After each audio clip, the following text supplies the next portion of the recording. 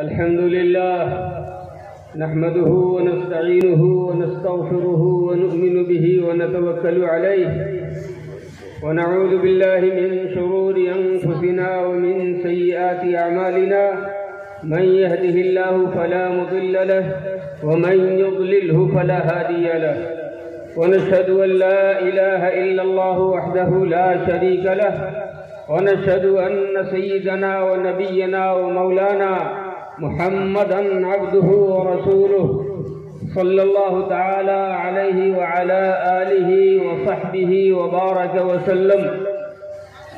أما بعد فأعوذ بالله من الشيطان الرجيم. بسم الله الرحمن الرحيم. وما ينطق عن الهوى إن هو إلا وحي يوحى. صدق الله العظيم.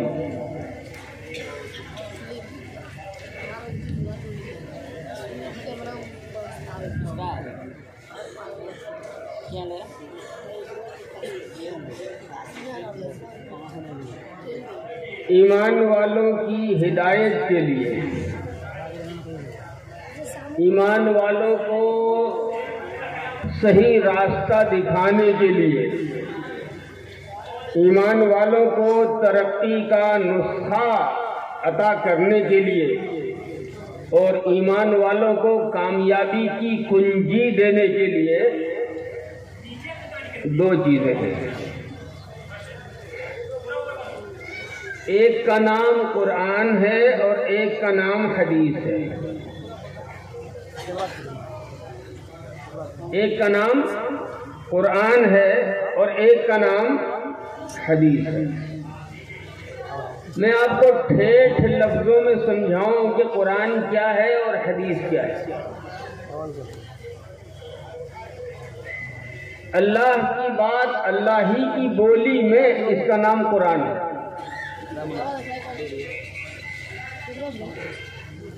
اللہ کی بات اللہ ہی کی بولی میں، اس کا نام قرآن ہے.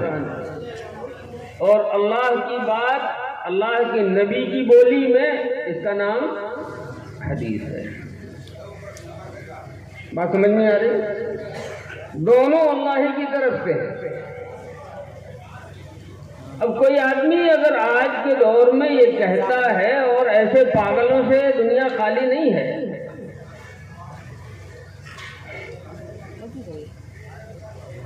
کہ ہمارے لیے صرف قرآن اللہ کا کلام وہی کافی ہے، اسی سے ہماری گاڑی چلے گی، حدیث کو ہم نہیں جانتے.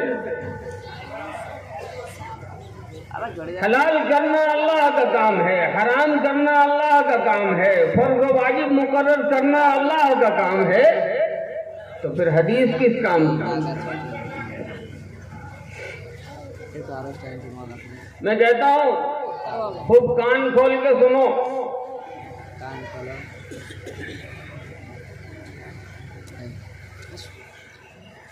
حدیث میں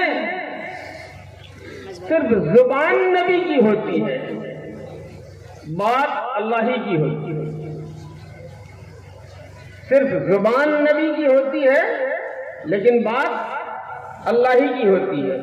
اور اگر سمجھنا ہو، علماء اچھی طرح سمجھیں گے.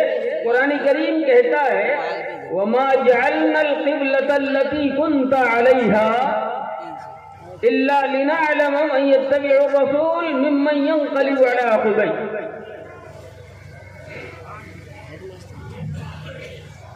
جس قبلے پر آپ پہلے تھے، یعنی بیت المقدس کی طرف رخ کر کے نماز پڑھنا، بیت المقدس کی طرف رخ کر کے نماز پڑھنا.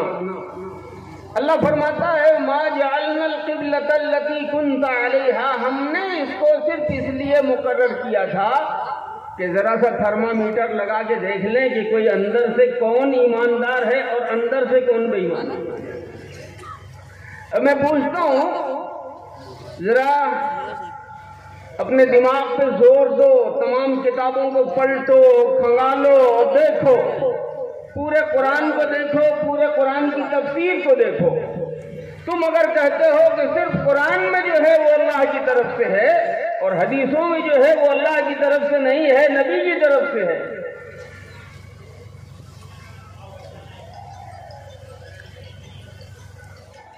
تو بیت اللہ جو مکہ مکرمہ میں ہے اس کی طرف سے ہٹا کر بیت المقدس کی طرف نماز پڑھنے کا حکم قرآن کے کس گوشے میں، کس پارے میں، کس سورت میں، کس آیت میں ہے؟ ذرا کوئی مائی کا لال بتا کے دکھا دے۔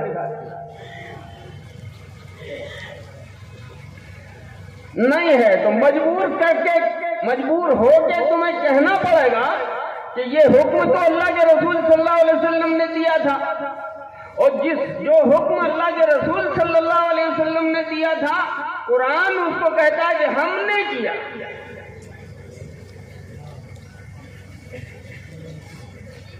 حکم دیا نبی نے، تو قرآن کہہ رہا ہے کہ یہ حکم ہم نے دیا تھا، تو صرف وہ چیز کعبہ ہی تک محدود ہے، قبلے کے بدلنے تک محدود ہے، اور باقی جگہوں میں کیا ہوگا؟ دوسری بات سنو،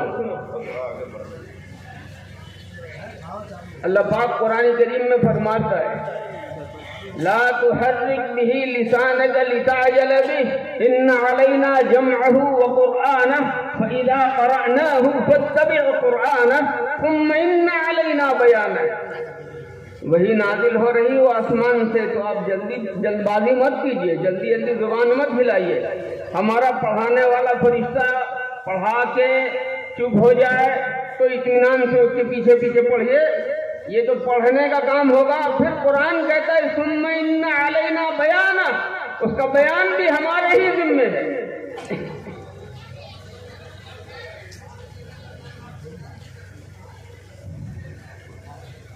اب قرآن کا بیان کہاں سے آئے گا؟ قرآن کے بیان میں قرآن ہی پیش کرو، تو اس قرآن کے بارے میں بھی یہی حکم نازل ہوگا، یہی بات آئے گی کہ اس کا بیان چاہیے۔ دوسری چیز کو لا کے کہو کہ یہ اس کا بیان ہے، تو یہ جو آیت پیش کر رہے ہو اس کا بھی کوئی بیان چاہیے۔ لازماً تمہیں کہنا پڑے گا کہ یہ الفاظ قرآن کریم کے ہوں گے، اور اس کی تفصیل، اس کی وضاحت، اس کا بیان اللہ کے نبی حضور اکرم جناب محمد رسول اللہ صلی اللہ علیہ وسلم فرمائیں گے، اور وہ بیان فرما رہے ہیں اللہ کے رسول صلی اللہ علیہ وسلم، لیکن قرآن کہتا ہے، اللہ فرما رہا ہے ثم ان علینا بیانہ، ہمارے ذمہ ہے اس کا بیان کرنا، یعنی نبی سے ہم بلوا رہے ہیں، نبی اپنے من سے بول نہیں رہے ہیں۔ اس کا مطلب یہ ہوا کہ جس طریقے سے قرآن حجت ہے بالکل اسی طریقے سے حدیث بھی حجت ہے۔ اور ایک بات یاد رکھو خوب اچھی طرح، اللہ نے نبی اکرم صلی اللہ علیہ وسلم کو خاتم النبیین بنایا، یعنی اس کا مطلب یہ ہے کہ حضور پاک صلی اللہ علیہ وسلم کے بعد اب کوئی نبی نہیں آئے گا۔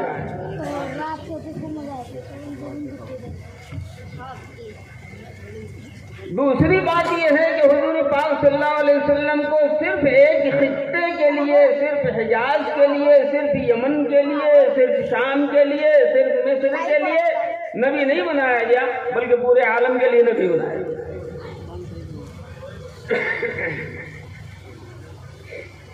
تو آپ صلی اللہ علیہ وسلم کی نبوت عالمگیر ہے، اور آپ صلی اللہ علیہ وسلم کی نبوت ابدی بھی ہے۔ اللہ کی طرف سے نبی اکرم صلی اللہ تعالی علیہ وسلم کی حدیثوں، نبی پاک صلی اللہ علیہ وسلم کی سنتوں کی حفاظت کے لیے ایسا انتظام کیا گیا کہ میں عرض نہیں کر سکتا۔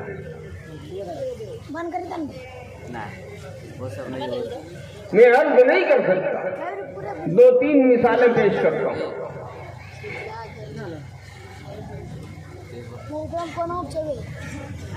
عمرو ابن امیہ غمری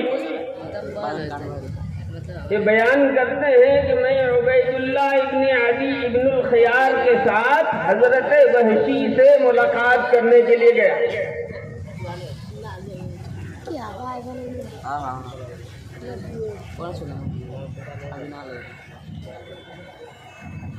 اور حضرت وحشی سے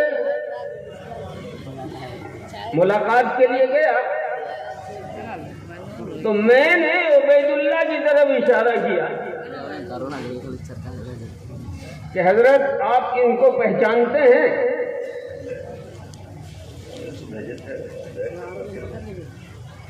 تو حضرت وحشی نے نیچے سے اوپر تک ایک نظر دیکھا اور دیکھنے کے بعد کہا کہ نہیں، میں ان کو نہیں پہچانتا، لیکن مجھے یاد آ رہا ہے کہ آج سے تقریباً 25 سال پہلے میں عدی ابن الخیار کے گھر گیا تھا. یعنی عبید اللہ کے باپ کا نام لے کے بتایا.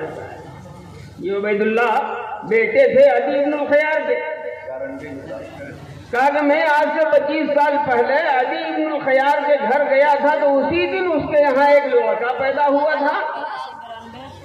اس بچے کو تولیے میں لپیٹ کے میرے ہاتھ میں دیا گیا کہ لے جا کے میں اسے دایا کے پاس پہنچا دوں. پورا جسم اس بچے کا تولیے سے ڈھکا ہوا تھا، صرف پیر کھلے ہوئے تھے. یہ لڑکا جو میرے سامنے کھڑا ہے، اس لڑکے کے پیر اس تولیے میں لپٹے ہوئے بچے کے پیر سے ملتے ہیں. آپ اندازہ کر سکتے ہو کہ دنیا کی کوئی طاقت پیدا ہونے والے دن اس بچے کو دیکھے اور 25 سال کی عمر میں اسی بچے کو دیکھ کے بتا دے کہ یہ اسی بچے کا پیر ہے. یہ صلاحیت اللہ رب العزت نے دی تھی اس زمانے میں، کیونکہ اس صلاحیت کے ذریعے اللہ پاک کو اپنے نبی صلی اللہ علیہ وسلم کی ایک ایک ادا کی حفاظت کرنی ہے.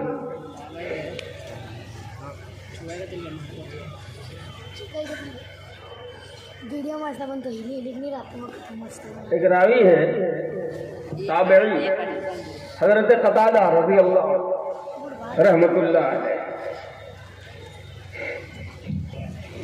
ان کے یہاں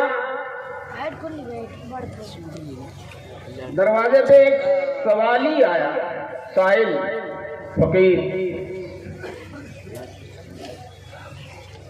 کہا دے دو اللہ کے نام پہ. گھر والوں نے دے دیا، لیکن پتا چلا کہ چاندی کا ایک پیالہ غائب ہے. شک گیا کہ وہی ہوگا، تلاش کرو ذرا.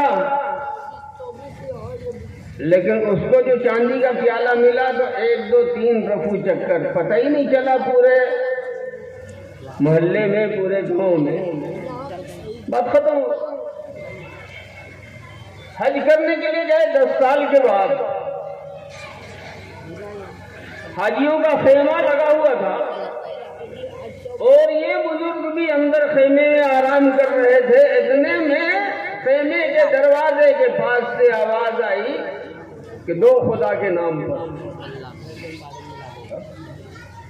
انہوں نے اپنے لوگوں سے کہا کہ اس مانگنے والے کو پکڑو، 10 سال پہلے والا چور یہی ہے. آپ سمجھ رہے ہو؟ ایک مرتبہ ایک آواز اپنے محلے میں سنی ہے، دوسری مرتبہ 10 سال کے بعد یہی آواز مینا میں سن رہے ہیں، جہاں انسانوں کا جنگل ہے، جہاں حاجیوں کا خیمہ لگا ہوا ہے. 10 سال کے بعد اس آواز کو ایک مرتبہ سن کے بتا دیتے ہیں کہ کٹورے کا چور یہی ہے.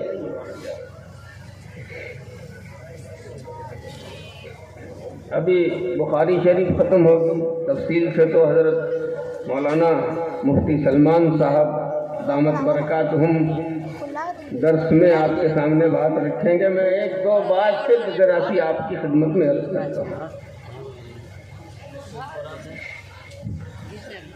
امام بخاری رحمۃ اللہ علیہ بغداد گئے تو بغداد بھی علم و فن کا مرکز، بڑے بڑے لوگ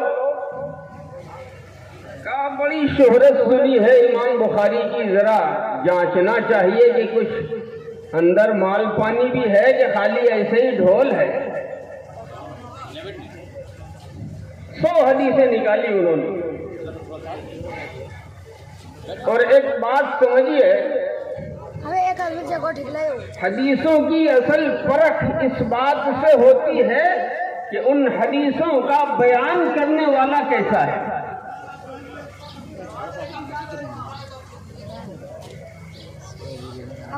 حدیثوں کی فرق اس بات سے ہوتی ہے کہ ان حدیثوں کو بیان کرنے والا کیسا ہے. ان حدیثوں کو بیان کرنے والا اگر کمزور ہے، ایک بھی کمزور ہے تو حدیث کمزور مانی جائے گی، اور اگر پورا یہاں سے وہاں تک سلسلہ کھڑا ہے تو حدیث صحیح مانی جائے گی.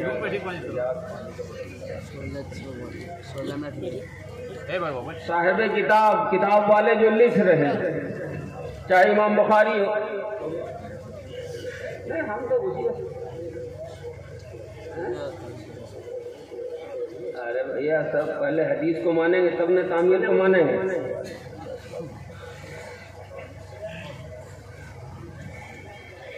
ٹھیک ہے،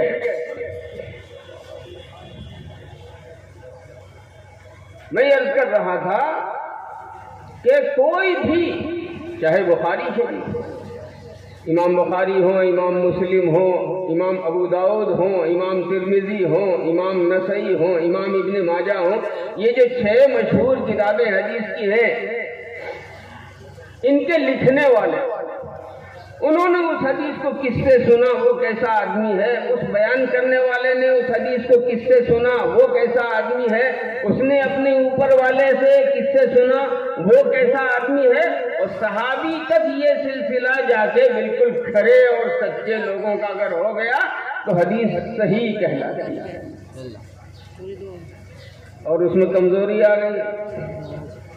6 واسطوں سے یہ حدیث ان تک پہنچی ہے. ایک آدمی ذرا گڑبڑ ہے،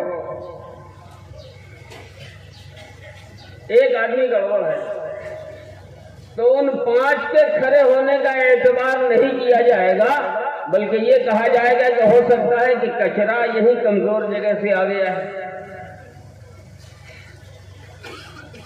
اس حدیث کو ضعیف کر دیا جائے. اس کا نام ہے سند. اس کا نام ہے سند. کہ اس حدیث کو کس نے بیان کیا، اس نے کس سے سنا، پھر انہوں نے کس سے سنا، پھر انہوں نے کس سے سنا، یہاں تک کہ وہ سلسلہ صحابی تک پہنچے اور صحابی سے آگے بڑھ کے نبی اکرم جناب محمد رسول اللہ صلی اللہ علیہ وسلم کی ذات اقدس تک پہنچے. یہ سلسلہ کہلاتا ہے سند. اور جو بات میرے آقا صلی اللہ علیہ وسلم نے فرمائی ہے وہ ہے حدیث. یا جس بات کی نسبت نبی اکرم صلی اللہ علیہ وسلم کی طرف کر دی گئی اس کا نام ہے حدیث. یا جو عمل نبی پاک صلی اللہ علیہ وسلم کے سامنے کیا گیا، حضور نے کہا نہیں، حضور نے کیا نہیں، لیکن ایک کام حضور کے سامنے کیا گیا اور نبی اکرم صلی اللہ علیہ وسلم نے منع نہیں فرمایا، تو وہ بھی حدیث ہے.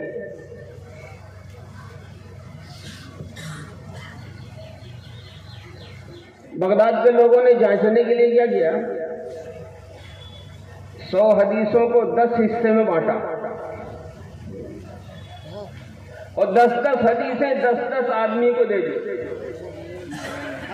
10 حدیث ایک کو، 10 دوسرے کو، 10 تیسرے کو، 10 چوتھے کو. اور اس میں کاریگری کیا دکھائی، اس حدیث کی سند تھی تو اس حدیث سے جوڑ دیا، اس حدیث کی سند تھی تو دوسری حدیث سے جوڑ دیا، اس حدیث کی سند تھی تو اس حدیث سے جوڑ دیا. یہ 100 حدیثوں کو یہاں سے وہاں تک الٹ پلٹ کر دیا. اب امام بخاری جب بیٹھے تو ایک آدمی نے آ کے حدیث سنانا شروع کیا. امام صاحب فرمانے لگے، ہر حدیث پہ کہتے لا ادری لا عارف لا ادری لا عارف لا ادری لا عارف، میں نہیں جانتا، مجھے معلوم نہیں، مجھے پتہ نہیں، مجھے خبر نہیں، میں نہیں جانتا. پبلک تو کہے گی اتنے بڑے امام کہلاتے ہیں، ہر حدیث کے بارے میں بولتے ہیں میں نہیں جانتا، مجھ کو پتہ نہیں. لگتا ہے کچھ جانتے بھی ہیں کہ نہیں جانتے ہیں. اب سنو بات ذرا غور سے. 10 آدمیوں کا بیان کیا ہوا ہو گیا. جب 10 آدمی بیان کر چکے تو امام بخاری رحمت اللہ علیہ نے پہلے آدمی کو بلایا اور کہا کہ تم نے یہ 10 حدیثیں بیان کی تھیں، جبکہ حدیث اس طریقے سے نہیں ہے. بلکہ صحیح سند یہ ہے اور اس کی حدیث یہ ہے. پہلے نمبر کی حدیث یہ ہے، دوسرے نمبر کی حدیث یہ ہے، تیسرے نمبر کی حدیث یہ ہے، اور 10 حدیثیں اس کو بتا دیں، اور پھر دوسرا آیا تو اس کی بھی 10 حدیثیں، اور تیسرا آیا تو اس کی بھی 10 حدیثیں، اور یہاں تک کہ 100 حدیثیں ترتیب کے ساتھ بتائیں. میں کہتا ہوں کہ ایک مجلس میں صرف ایک مرتبہ سن کر کے اور 100 حدیث کا یاد کرنا ہی مسئلہ ہے، جبکہ اس کو صحیح اور غلط کے ساتھ تمیز کرنا، اور پھر صحیح حدیث کے ساتھ صحیح سند کے ساتھ ترتیب بار اس کو سنانا، یہ کمال اللہ تعالیٰ نے امام بخاری رحمۃ اللہ علیہ کے اندر رکھا تھا. اور یہ جو ہمارے ائمہ کرام ہیں جن کا نام ہم سنتے ہیں نا، بڑی حدیثیں یاد تھی، بڑی. خود امام بخاری رحمۃ اللہ علیہ نے اس مقدس کتاب کے اندر تقریباً 4,500 حدیثیں،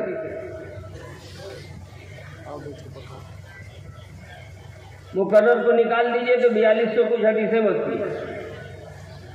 لیکن امام صاحب فرماتے ہیں کہ میں نے ان کو 4 یا 5 لاکھ حدیثوں سے چن کے لکھا ہے.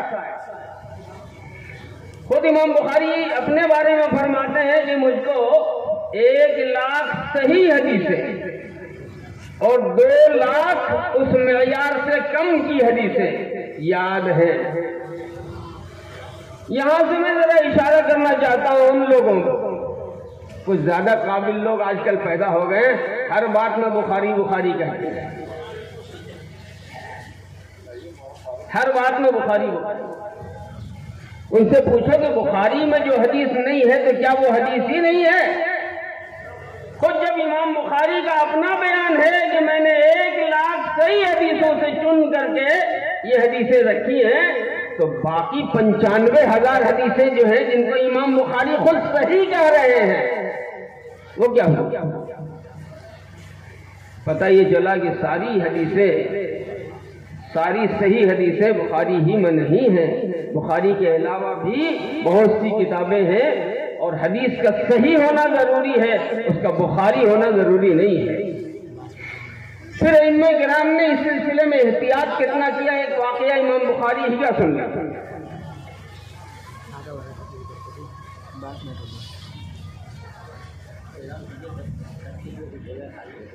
امام صاحب کو معلوم ہوا کہ فلاں آدمی کے پاس ایک حدیث ہے، بہت سفر کر کے ان کے پاس آئے، گاؤں پہنچے تو کہا کہ محدث صاحب تو ذرا سا باہر گئے ہیں، ان کا گھوڑا بگڑ گیا ہے، اسی گھوڑے کو وہ پکڑنے کے لیے گاؤں سے باہر گئے.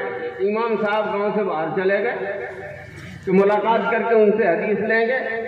دیکھا اس بزرگ کو اس طریقے سے دامن سمیٹ کے یہ گھوڑے کو دکھلا رہے ہیں. امام صاحب اس کے قریب گئے اور جانے کے بعد کہا کہ حضور اس دامن میں کچھ ہے، اناج وغیرہ دانا وانا کچھ ہے کہ نہیں ہے؟ کہا نہیں، یہ گھوڑا بدماشی کر کے بھاگ گیا ہے، میں اسی کو دکھا رہا ہوں، وہ دانا سمجھ کے میرے قریب آ جائے تو پکڑ لے. امام بخاری نے ایک تاریخی جملہ ارشاد فرمایا، لا ناخذ الحدیث عمن یخدع البہائم، جو جانوروں تک کو دھوکہ دے ہم اس سے حدیث نہیں لیتے. لا ناخذ الحدیث عمن یخدع البہائم، جو جانوروں کو دھوکہ دے ہم اس کی حدیث پر اعتبار نہیں کرتے، ہم اس کی حدیث قبول نہیں کرتے. بہت محنتیں کی ہیں ہمارے اکابر نے، تب جا کے حدیثوں کا ذخیرہ صحیح صورت میں ہمارے سامنے آیا ہے، اور آج اس کی تعلیم ہمارے ان مدرسوں میں ہو رہی ہے. جس دن ان مدرسوں کے نظام کو تم بے قیمت سمجھنے لگو گے، میرے دوستوں، میرے بزرگوں، دین پر سے تمہاری گرفت ہلکی ہو جائے گی. جس دن ان مدرسوں کے، ان کی خدمت اور چیزوں کے اوپر تم شک کرنے لگو گے، اسی دن سے دین پر سے تمہاری گرفت کمزور ہو جائے گی. اور جس دن سے ان کے اوپر سے تمہارا مکمل اعتماد اٹھ جائے گا اور تم سمجھ لو گے دنیا والوں طرح کہ یہ اپنا وقت ضائع کر رہے ہیں، یہ کچھ نہیں کر رہے ہیں، اس دن پھر اپنے دین کی خیر منانا ہے۔ غنیمت سمجھ لو میرے دوستوں، میرے بزرگوں کی بڑی قربانیاں دے کر لوگ محنت کر رہے ہیں، بڑی قربانیاں دے کر کم سے کم تنخواہوں میں اپنے بہت سارے تقاضوں کو دبا کر مار کر اداروں میں کام کر رہے ہیں، تو آپ کے سامنے دین کی شکل پائی جاتی ہے۔ اچھا ایک بات بتاؤ، سب سے بڑی چیز دین کے سلسلے میں، سب سے بڑی دستوری چیز آپ کے پاس کیا ہے؟ پھر وہی کہو گے آپ، قرآن حدیث۔ کیا کہو گے؟ قرآن اور حدیث ہے بھی دو چیزیں اور ہیں، ایک ہے اجماع امت، ایک ہے قیاس، لیکن بنیادی یہ دو چیزیں۔ اچھا یہ ذرا پورا مجمع میں جو بھی اس لیول پر پورا اترتا ہو تو ذرا مجھے بتائے ہاتھ اٹھا کے کہ ڈائریکٹ قرآن کا مفہوم سمجھنے والے اس پورے مجمع میں کتنے ہیں؟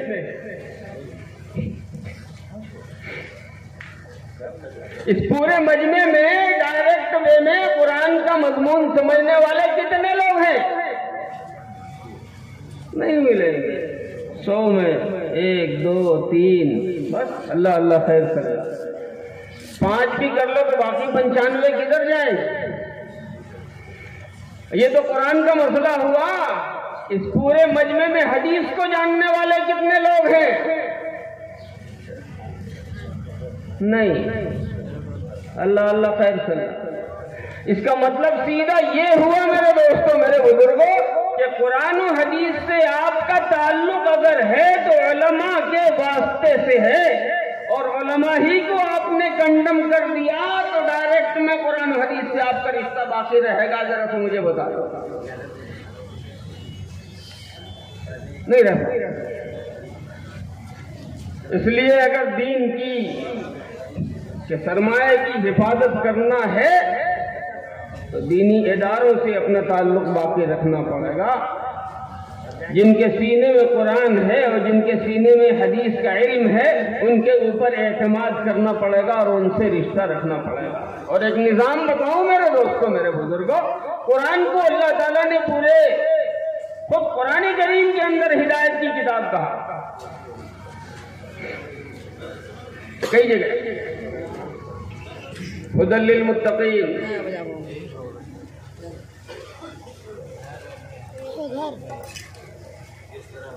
قرآن ہدایت کی کتاب، ان ھذا القرآن یہدی للتی ہی اقوم۔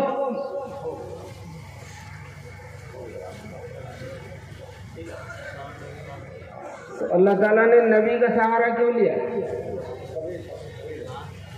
اسی قرآن کو ذرا سا چھاپ کر کے کعبے کی چھت پہ کیوں نہیں اتار دیا؟ عرب والے تو بڑے زبان والے تھے، وہ چھپا ہوا قرآن پڑھتے ہدایت ملتی چلی جاتی،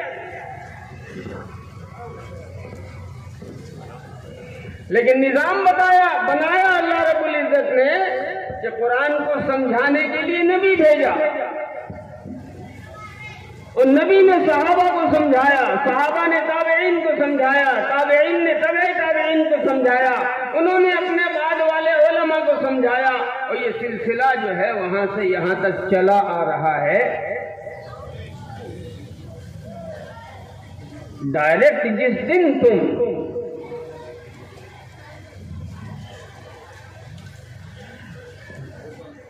قرآن کو سمجھنے کی بات کرنے لگو گے نا، اسی دن گمراہی کی کھائی میں جا کے گر پڑو گے۔ دو چیزوں کی ضرورت ہے، آگے آنے والا وقت خطرناک ہے دینی اعتبار سے۔ دنیا یہی چاہ رہی ہے کہ آپ کے پاس دین نہ رہے، دنیا یہی چاہ رہی ہے کہ آپ کے پاس آپ کی شریعت نہ رہے، دنیا یہی چاہ رہی، آپ اپنا نام عبداللہ، عبدالکریم، عبدالغفار، عبدالستار رکھو، کسی کو کوئی دقت نہیں ہے، بس یہ ہے کہ دین کی باتوں پہ عمل کرنا چھوڑ دو اور اس میں وہ پوچھے۔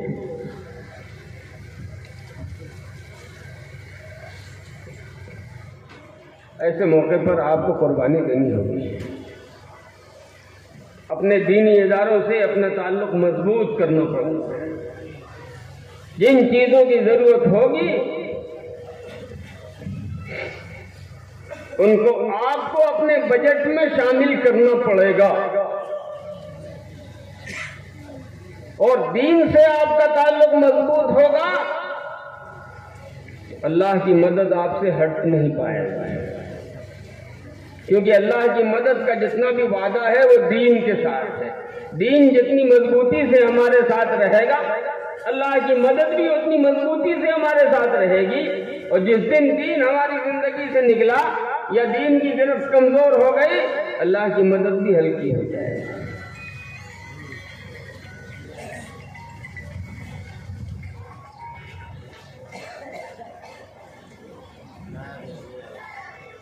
ایک بات اور سمجھیے، یہ باتیں آپ کے سامنے کیونکہ ابھی آ گئے،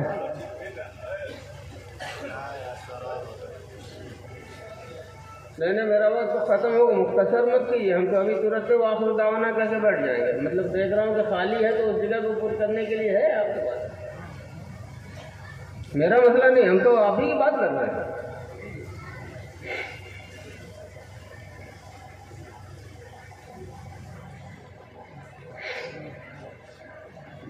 ایک آخری بات سنو، لکھا ہے بزرگوں نے، مسلمانوں کی حکومت رہی ہے اسپین میں ایک لمبے زمانے تک، اور مسلمانوں کی حکومت رہی ہے ہندوستان میں ایک لمبے زمانے تک، 800 سال، 800 سال، وہاں بھی یہاں بھی۔ ایک بزرگ صاحب دل، ان کا سفر ہوا اسپین کا، تو حالات دیکھے، غور کیا، غور کرنے کے بعد وہ لکھتے ہیں کہ میں نے اسپین کی اس مٹی سے پوچھا جہاں صرف کھنڈرات بچے ہوئے ہیں، مسجد قرطبہ ہے، غرناطہ کے کھنڈرات ہیں، باب الاخوتین کے کھنڈرات ہیں، الحمراء کے کھنڈرات ہیں، یہ نام ہیں عمارتوں کے، جیسے اپنے یہاں تاج محل ہے، قطب مینار ہے، لال قلعہ ہے، جیسے یہاں نام ہے ویسے وہاں بھی نام ہے، الحمراء وہاں کی اس کا نام ہے، باب الاخوتین، جیسے انڈیا گیٹ ہے نا اپنے یہاں، ویسے وہاں بھی باب الاخوتین کا۔ اس مٹی پہ کھڑے ہو کے میں نے اس سرزمین سے ایک سوال کیا کہ آخر کیا وجہ ہے کہ 800 سال مسلمانوں کی حکومت بھی تجھ میں رہی ہے، اور 800 سال مسلمانوں کی حکومت انڈیا میں بھی رہی ہے، ہندوستان میں بھی رہی ہے، وہاں سے بھی حاکم چلے گئے، جتنے بادشاہ تھے وہ سب رخصت ہو گئے، تمہارے یہاں جو راج کرنے والے حاکم تھے وہ بھی رخصت ہو گئے، لیکن تمہارے یہاں بادشاہ گئے تو اسلامی تہذیب چلی گئی، تمہارے یہاں بادشاہ گئے تو دین چلا گیا، تمہارے یہاں بادشاہ گئے تو اسلام کی نشانی چلی گئی، تمہارے یہاں بادشاہ گئے تو اسلامی کلچر چلا گیا، ہمارے یہاں ہندوستان میں بادشاہ چلے گئے، دین جو کا تو باقی ہے، اسلامی کلچر جو کا تو باقی ہے، اسلامی تہذیب جو کی تو باقی ہے، آخر دونوں میں فرق کیا ہے؟ کہا کہ اس سرزمین سے آواز آئی کہ یہاں جو دین کا پھلنا پھولنا تھا، یہ باغ جو لہلہا رہا تھا، اس کا تعلق بادشاہوں سے تھا، بادشاہ چلے گئے، باغ میں کوئی پانی دینے والا نہیں رہا، بادشاہ چلے گئے، چراغوں میں کوئی تیل دینے والا نہیں رہا، سارے چراغ بجھ گئے، سارا باغ مرجھا گیا، اور تمہارے یہاں کا جو مسئلہ ہے وہاں دین کی تہذیب یہ ایک ایک پبلک کے چندے سے جڑی ہوئی ہے، کسی بادشاہ کے عطیے اور دین سے نہیں جڑی ہوئی ہے۔ جب تک مسلمان زندہ رہیں گے وہاں اسلامی تہذیب زندہ رہے گی۔ اس لیے میرے دوستوں، میرے بزرگوں، میں عرض کرنا چاہتا ہوں کہ اس چندے کو بوجھ مت سمجھو، یہ سمجھو کہ اللہ تعالیٰ اس بہانے ہم سے دین کی خدمت کا تھوڑا سا حصہ لے رہا ہے، اللہ دین کی خدمت کی ہمیں تھوڑی سی توفیق دے رہا ہے۔ یہ مولانا نعمان صاحب کہہ رہے تھے دارالحدیث بنانی ہے، اس پورے علاقے کے لیے دارالحدیث بنانا کون سا مشکل کام ہے؟ ٹرین میں سفر کیا ہے کبھی؟ ارے بولا کیا نہیں کیا؟ میں اتنا ہی دیر تک بول رہا ہوں جتنی دیر تک کوئی بھرنے والا نہیں آ جاتا۔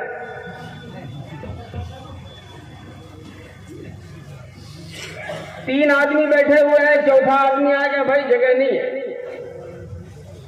3 آدمی بیٹھے، چوتھا آ گیا، بولے جگہ نہیں، دیکھنے رہے ہم لوگ۔ اچھا اسی میں چوتھا نہیں آیا، چوتھا بھی اور 5واں بھی دونوں آ گئے، لیکن دونوں اپنے جان پہچان کے، دونوں اپنے رشتہ دار، دونوں اپنے قریبی تعلق والے۔ اب کیا کرو؟ کب ادھر آگے پیچھے ہونا، اپنے ہی لوگ ہیں، جگہ بناؤ۔ میں بہت صاف طریقے سے پوچھنا چاہتا ہوں کہ مدرسے کے لیے، اللہ کے رسول صلی اللہ علیہ وسلم کے مہمان خانے کی تعمیر کے لیے، کتاب و سنت کے علم کو زندہ رکھنے کے لیے ذرا آگے پیچھے کر کے اپنے یہاں جگہ نہیں بنا سکتے؟ بولو بنائیں گے انشاءاللہ۔ ارے اتنی ہلکی آواز میں بولو گے تو اپنا کچھ نہیں ہونے چاہیے، ذرا مضبوط آواز سے بولو تاکہ یہ وسوسہ ڈالنے والا شیطان جو ہے نا وہ بھی ہل جائے۔ کو بنائیں گے انشاءاللہ۔ اللہ تعالیٰ قبول فرمائے، اللہ تعالیٰ قبول فرمائے۔ وآخر دعوانا الحمدللہ رب العالمین۔